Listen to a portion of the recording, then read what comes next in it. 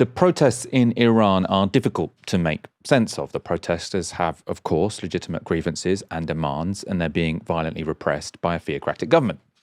It's also the case that Israel and the United States see this as an opportunity to bring about state collapse. Not a good option, right? It's complex, and that's okay. But that's not okay for Britain's right-wing commentators. For them, this is simple, and more than anything, it's an opportunity to bash the left. This was from Daily Mail columnist Sarah Vine. She said this: "It's soul-sapping to think that the left in Britain would rather support a bunch of misogynistic, grey-haired clerics than come out in support of the fearless youth of an entire nation facing down bullets in an attempt to claim their lives back." J.K. Rowling had a similar take, so she said this: "If you claim to support human rights yet can't bring yourself to show solidarity with those fighting for their liberty in Iran, you've revealed yourself. You don't give a damn about people being oppressed and brutalized so long as it's being done by the enemies of your enemies." The Telegraph, meanwhile, put out a whole article on the topic. So it's by someone called George Chesterton, uses the term Western derangement syndrome to describe what he calls extreme leftist campaigning in support of one of the most murderous regimes in the world. That's his words. In the article, he writes this: "Opposing the efforts of the Iranians themselves to overthrow the clerics who've kept them in bondage since 1979 is a leap into genuine madness.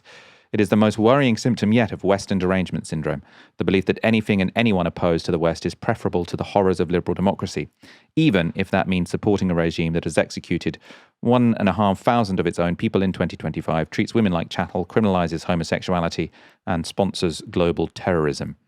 To my mind, there's a flaw in all of these arguments, because, beyond the furthest fringes of the left, no one is backing the Iranian government. Many, though, are saying that regime change, especially if it's precipitated by Israel or the United States, might not be so rosy, right? So just because some protesters have a legitimate demand, that doesn't necessarily mean that saying, okay, brilliant, let's support the Americans taking out the Ayatollah Khamenei is going to be a good idea, right? We've seen regime change in the Middle East or in West Asia happen a lot in recent years. And while there have often been protesters with legitimate demands who are calling for brilliant things, the outcome hasn't always been brilliant. And by the way, for many people, especially Israel, that's no bad thing. They want to be surrounded by very weak states. So where I stand on this is that I think it's very unhelpful and a bit offensive for people to sort of say, oh, anyone protesting in one of these countries is just a tool of the Israelis. I think that's ridiculous. But to also say that there aren't powerful interests that would like this to not be a more democratic liberal state, but rather to be a failed state, it would be naive to suggest that that isn't also a reality here. Also, of course, many people suspicious of scenes like this. So this was from a pro-Shah protest outside the Iranian embassy in London on Sunday, where Iran's pre-revolutionary flag, the one carrying the lion and the sun, was frequently waved in a strange hybrid with Israeli flags as well. Israeli flags on a demonstration, of course, doesn't mean that any cause should be dismissed. You can't choose your backers. You can have a really valid cause and then some people who you disagree with turn up. That was often the case with the Gaza protest, wasn't it? That someone might turn up with a protest asking for, in support of some kind of theocratic regime. That doesn't delegitimize the protest. However, the Shah did back Israel's bombing of Iran last year. It's also a bit rich seeing the left lectured about their supposed hypocrisy by people who had nothing to say about the war against Palestinians in Gaza, which killed an order of magnitude more people than the current crackdown by the Iranian government. So, for example, this is the number of times Sarah Vine has tweeted about Gaza. So I searched this today. No results. So there's been a genocidal war going on for over 2 years now. Not a single tweet where Gaza is mentioned. And J.K. Rowling appears to bring up exactly the same result. Nothing. She just hasn't tweeted the word Gaza once. Ash, where do you stand on this? Personally, I think there is some legitimate critique to be made sometimes where people can say, oh, well, if the Iranian regime is against Israel, then therefore the people against the Iranian regime must be tools of Israel. That does exist. But also, these right-wingers suddenly getting on their high horse and saying, well, if you cared so much about Palestine, why don't you care about Iran? It's like, you didn't even care about Palestine. It's just like, what are you, the director of events for protesters? You're like, okay, chop, chop, everyone. Like, go to that one now. No lollygagging. I mean, look, what it's about is a form of negative identification. So negative identification is where you derive a sense of self based on what you're not rather than what you are. And you see this all the time. And it's not just unique to centrists and the right. You also see it on the left. Anyone who uses social media tends to have a tendency towards negative identification because it's a system that works on guilt and social shaming and, a feeling that people are yelling at you. You end up so down the rabbit hole of wanting to define yourself against those people. So you end up taking really bizarre political positions because you're constantly thinking about who you're distancing yourself from. So I don't think you can understand any of this stuff without thinking about the sort of anti-Corbyn moral panic, and in particular the role of anti-Semitism accusations within it, where for elite opinion formers who were, on the centre and on the right, it was seen as sort of a moral stain to be in any way sympathetic to Corbynism because of the anti-Semitism allegations. And then that sort of spreads out to the left, right? So you end up not wanting to say anything about Gaza or Palestine or the genocide because you don't want to be put in proximity to people that you've built up a whole load of your sort of online presence as smearing as like anti-Semites and idiots and extremists and all the rest of it. And so then you start interpreting everything through that frame. So you look at the protests in Iran, which I think as our last guest discussed, there's lots of things I disagreed with that he said. But one of the things that I thought was really important is that he said, well, look, this starts out as something to do with the cost of living. And then it grows and it grows. But you're involving a lot of different sections of Iranian society who are being motivated by different reasons. But this beginning things to do with the cost of living. That's not anything that you hear in Western media. Instead, it's being framed as being about sort of a secular, liberal rejection of Islam. Now, of course, that's there in parts. The pervasive and draconian role of the morality police has been hugely important, in particular in the 2022 protests. But those are the bits which are sort of picked up on by, Western opinion formers, because then it goes, oh, the left, you're supposed to be feminist, but you're not standing with these women. And all it really comes back to is that somebody in 2015 or 2016 called them a centrist dad or a slug or a melt or something like that. And then you have this sort of like domino effect of being like, I stand with the Shah. Because it's also not the case. So when people, because they'll say, well, all this negative polarization happened to us. You did exactly the same to us when it came to Palestine. Now, I mean, I think in many ways the case against the genocide against the Palestinian people was more clear cut, which was that Israel should have just stopped doing the genocide. Whereas in Iran, as we've been discussing, I mean, it's very difficult to know what the outcome of various situations would be. If these protests are successful, does that improve the lives of Iranian people? Very, very unclear to me. But putting that to one side, one of the reasons why people on the left got very annoyed about people in positions of significance in British society who wouldn't speak out about Gaza is because our government had an active role. And if our government were under more pressure, maybe they would have changed their position. And so therefore, because elites do shape, well, elites by definition shape elite opinion, and that can impact the government. That's why, maybe sometimes it went a bit overboard, people obsessing over whether this band or that band had said anything about Palestine, whatever. But the idea, there was some rationale to it, at least, of saying there is some plausible mechanism whereby by pressuring this celebrity or this politician to speak out about Gaza, that will lead to a change in policy which will have a material impact on what Israel is able to do in Gaza. There was a plausible mechanism.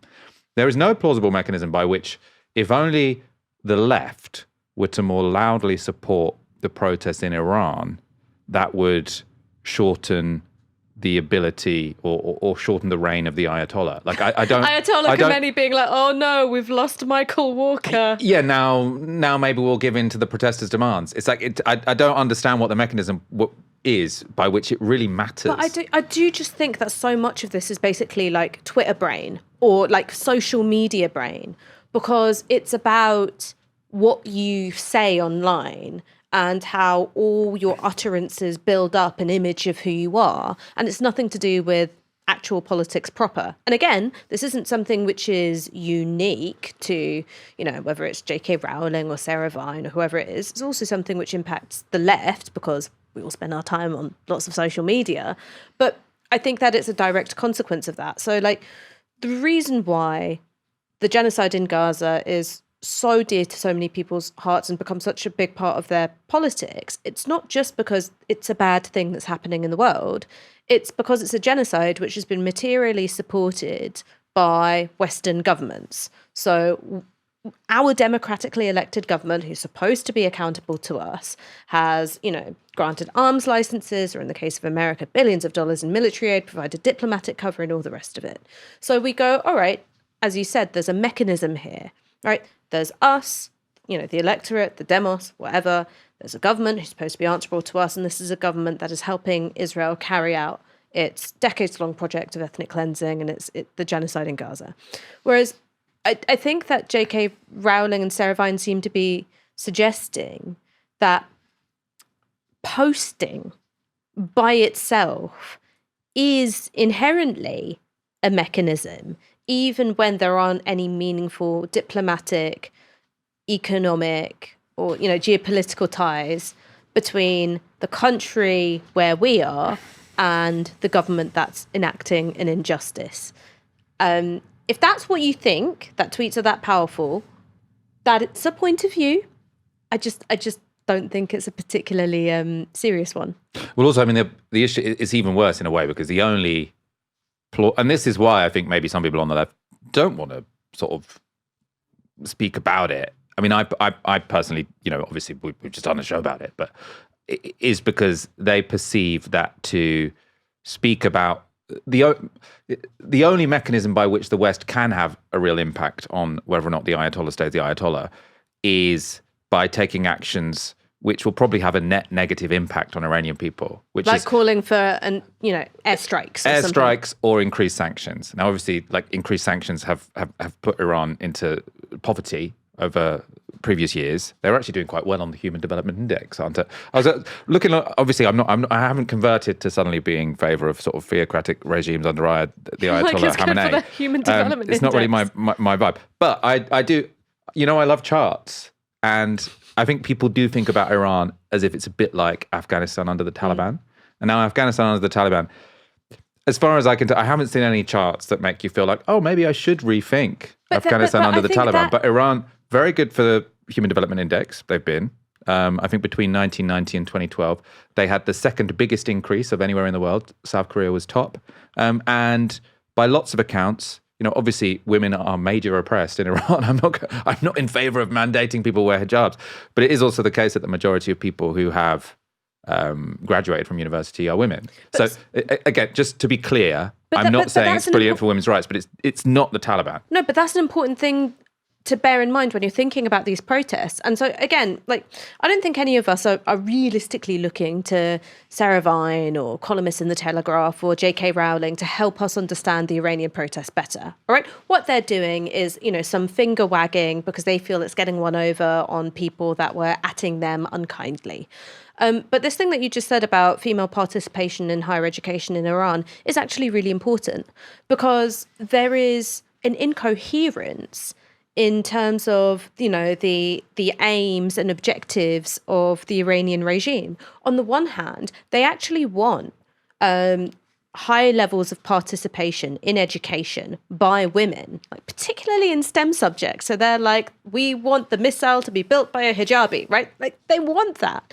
And on the other hand, what they also want is to have, really strict morality codes, a morality police, which while it's supposed to have been formally disbanded, is really just turned into a form of digital surveillance and monitoring. So you've got all these women participating in university.